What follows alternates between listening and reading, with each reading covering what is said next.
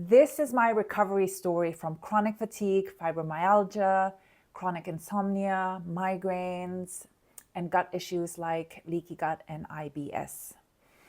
I'm sharing this story for those of you who are stuck and struggling with a chronic illness, and I want to give you hope. I'm going to share the timeline of my recovery, the struggles that I was facing, what was happening in my life, and it wasn't easy, but eventually I found the path to recovery. When I read Alex Howard's book, Decode Your Fatigue, I read that quite recently, and he recovered from chronic fatigue himself. His book outlines the stages of recovery from chronic fatigue. And when I read that, I realized that I had discovered these stages for myself. I'm going to split my story into two parts, two videos. The first one will go through the first 4 years of my recovery journey, where I tried so many things and nothing was working, or things got actively worse. I'll share my timeline, what I was doing, what was happening in my life. Part 2, I will share what happened, what I was doing to start my recovery journey out of chronic fatigue. Again, I'll share the timeline, what was going on in my life, and the things that I was doing. I'm sharing this because for a long time I thought I was doing all the right things, but I didn't realize I was not doing them in the right order. And you might be also trying all those things and wondering why you're not healing. So I hope that my recovery story gives you some inspiration of what you can try next and what's possible for you too in your recovery journey. I'm Naomi Galinsky, and my recovery journey inspired me to become a therapist, a somatic trauma therapist, a somatic experiencing practitioner, craniosacral therapist, and nervous system educator. And now I help other high-functioning people reconnect with their bodies so that they get to heal trauma and experience physical and emotional well-being. And this channel is here to help you understand your human experience, your chronic illness, your emotional issues through the lens of trauma, nervous system, inner child work, transgenerational or ancestral patterns, and cultural messaging such as colonialism and patriarchy. On to my recovery journey. I'm going to set a date or a year from when I say I had chronic fatigue and what led up to it. I'm not going to talk so much about what led up to it. I think that deserves another video. But what I want to share is that I was burning out already up to the moment when there was this massive overwhelm in my system and I didn't bounce back anymore. And so what had happened is I was completing my PhD. I was working on it for 7 years. I was in academia for 12 years already. I was doing a PhD in astrophysics. Completing a PhD in itself is already stressful, but I was also doing high intensity mountain sports and being really active, burning out my body, not fueling it enough with proper nutrition. My mom had cancer. My boyfriend broke up with me 2 months before I finished my PhD. And that was just too much. And then I went on a backcountry ski trip over that new year after just weeks after I finished my PhD. And when I came back from that backcountry ski trip, things were not the same again. So beginning of 2014 is my first year of chronic fatigue. And I didn't know I had chronic fatigue at that time. What I felt physically at the beginning of the year was nerve pain going down my neck, all the way down my arms to my fingertips. It hurt to use my phone, to use my laptop. I probably had carpal tunnel syndrome reoccurring again at that point. I had that during my writing my thesis as well.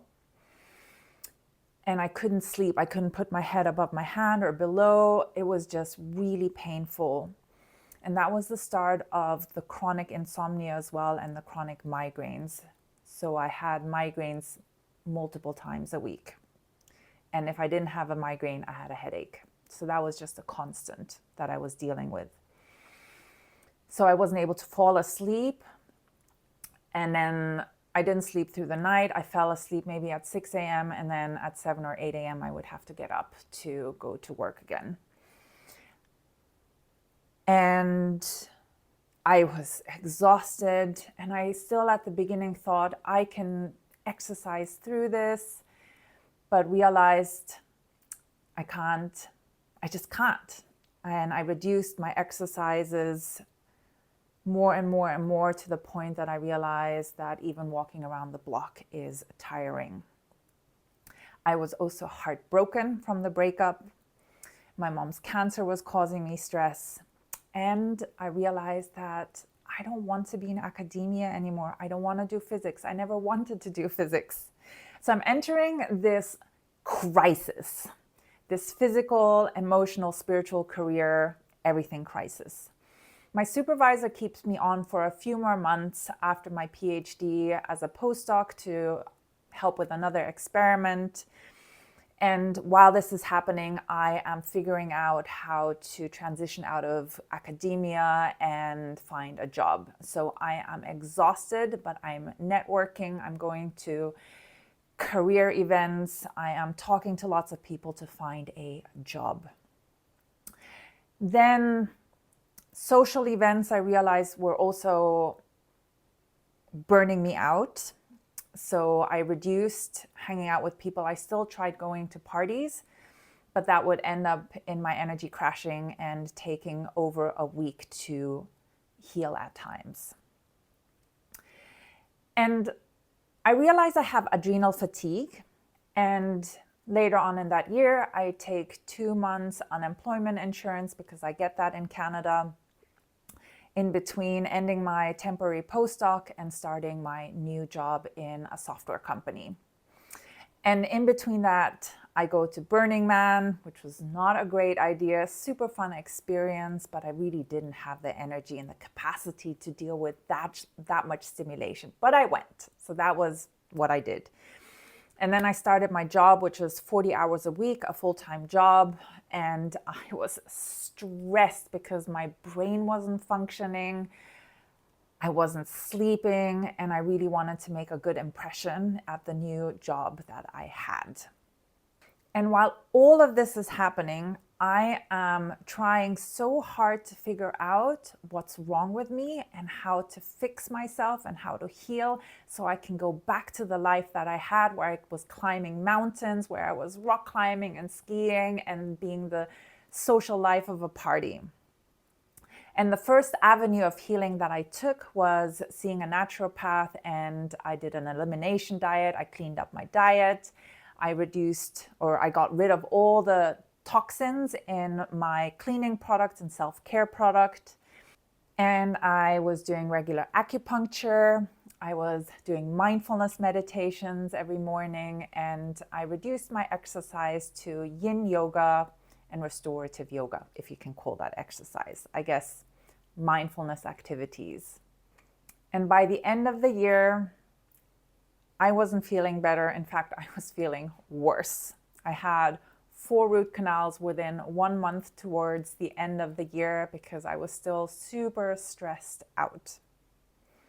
In year 2, I've accepted that I am fatigued. I still don't know that I have chronic fatigue, but I'm desperate to still get back to my old lifestyle. And I'm going to look at my iPad because there's so many things that I tried. I can't remember it off the top of my head. But that was the year I tried my first Vipassana retreat. I'm like, meditate more. That will make me feel calmer and heal me. I did rolfing sessions to try to help with the nerve pain and the tension that I was having in the body.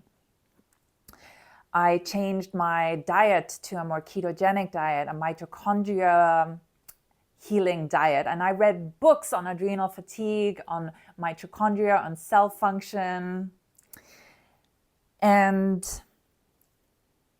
in my life, I reduce all activities of socializing, traveling. So I managed to do one solo trip alone, camping, but that was all I did. I was putting the rest of my energy and time and money into healing. And that year, I started having difficulties with my mother. I can't listen to her anymore, complain about her life stuff, complain about little tit and tat. It's the same complaint all over and over. And I have chronic fatigue, not knowing that I had it yet, but I'm fatigued. I'm not feeling well. I can't hold space for her. I can't listen to her. So I stopped talking to her the second half of the year. So throughout 2015, I have the cleanest diet. I'm meditating, even going to retreat. I am creating boundaries towards my mother, but not knowing that cutting her off wasn't the solution to my emotional issues. But anyways, that's what I did.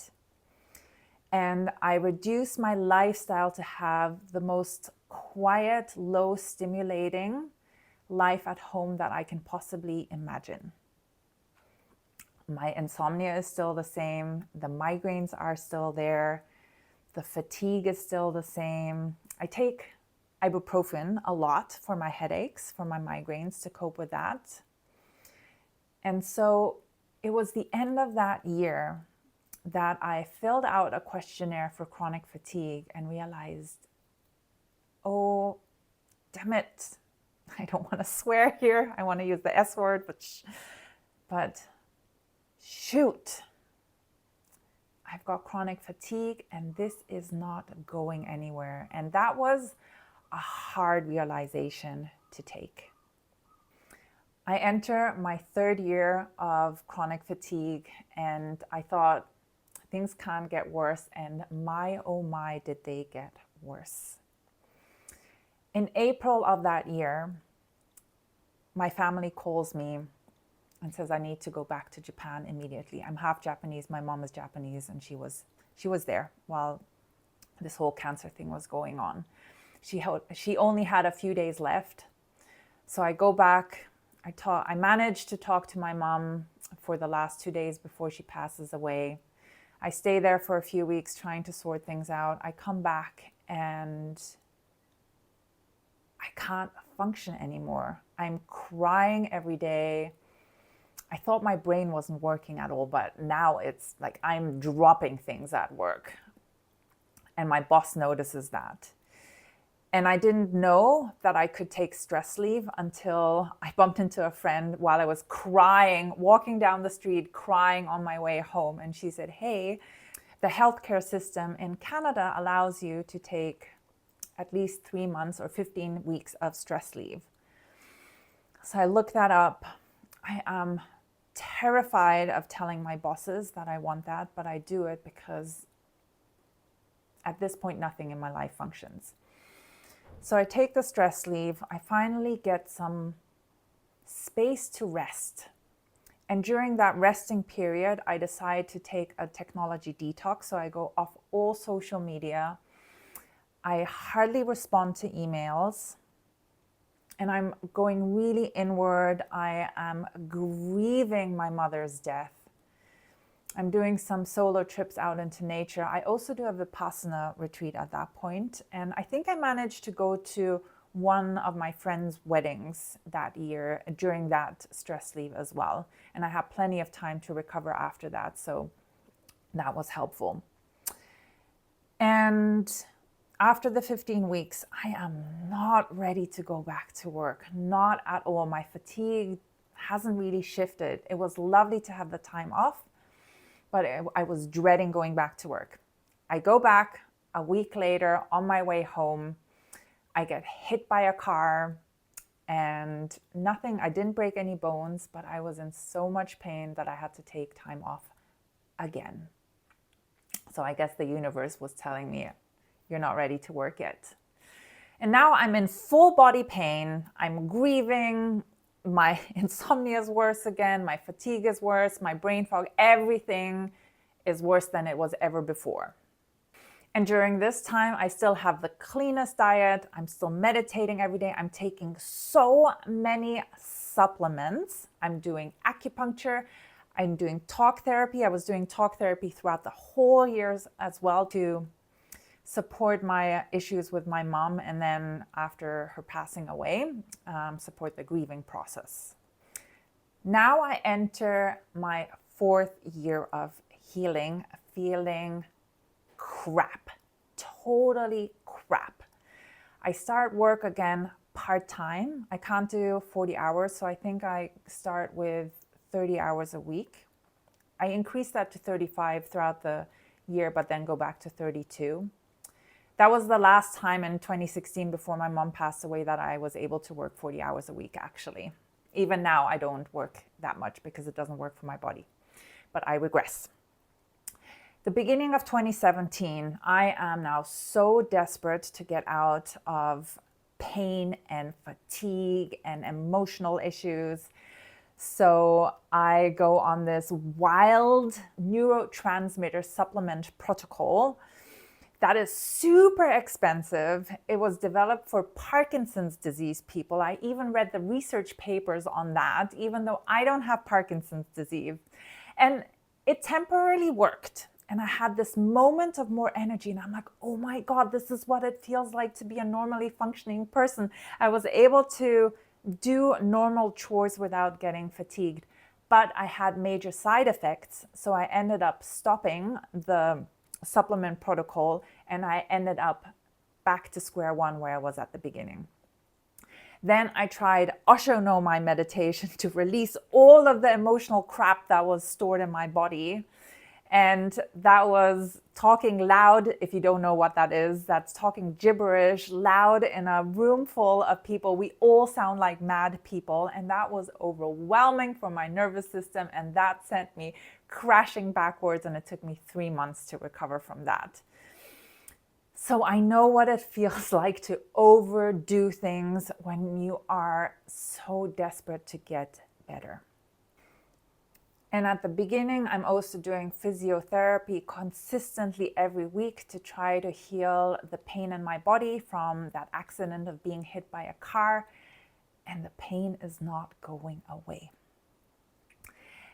And then I hear practitioners and friends tell me about trauma and nervous system regulation and somatic experiencing. And because 2 people tell me about it, I'm like, okay, maybe it's time to try that thing out. I mean, I'm already trying so many things. And I'll leave this to the second part of the video to explain what started shifting, but that was the foundational first stage of healing that I was missing this whole time. And what I realize now is that in the first, let's say 3.5 years, 4 years, I was attacking my body to try to heal, and my body was pushing back. It didn't want to heal that fast. And I wish I would have known about trauma and somatic experiencing and learning about the nervous system early on, but maybe also I wouldn't have understood what those things were about at the beginning because I was in denial of how bad things were. In a nutshell, the first 4 years of my healing, I was trying everything to heal, and I was subsequently doing more intensive treatments and modalities, and I kept crashing worse. And as life was happening throughout that time, my mother passing away, being hit by a car, it wasn't an easy time during this period. And in video 2, I will talk about how my recovery started. It started slowly, but I eventually come out, and I will share that timeline, that process, and also more amazing things that happened in my life after recovery. And if this video was useful, please like this video. This really helps my channel grow, and leave a comment with what resonated with you. and I'll see you in video 2.